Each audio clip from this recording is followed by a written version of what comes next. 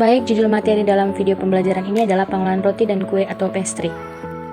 Pastry merupakan hasil panggang dari kombinasi telur, mentega, tepung. Variasi adonan pastry semakin berkembang, kini ditambah dengan lemak, gula, dan telur.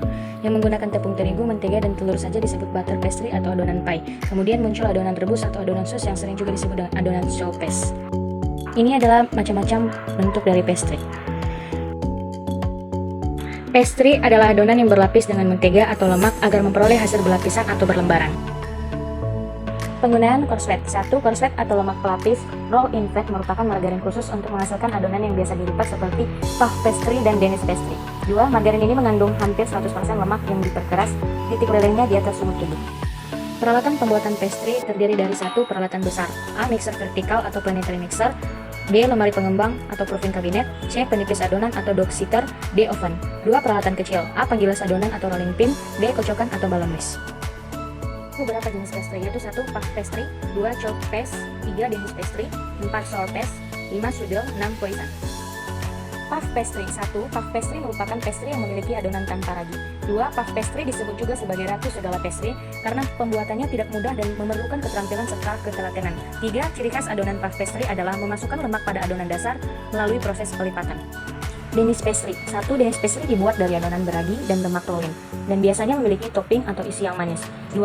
Jumlah lapisan pada adonan Danish tergantung pada kandungan bahannya. Semakin banyak jumlah lemak roll-in, makin banyak lapisannya. Croissant. 1. Seperti halnya Danish pastry, adonan croissant juga menggunakan ragi dan aerasi yang terjadi dalam adonan croissant sama dengan Danish. 2. Bahan dasar adonan dan teknik pembuatan Danish dan croissant hampir sama.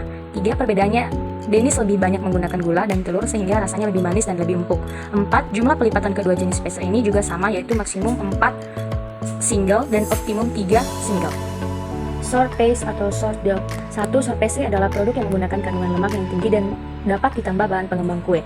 2. Bahan formula mengidentifikasikan sour paste sebagai dasar dari produk-produk makanan penutup seperti tart, pie, tartlet, quiche, fruit flan, dan fruit tart atau pie. Jenis pie berdasarkan rasa. 1. Pie dough, yaitu jenis adonan asin yang termasuk ke dalam kelompok sour pastry. 2. Sugar dough, yaitu jenis adonan manis dalam pembuatan pie.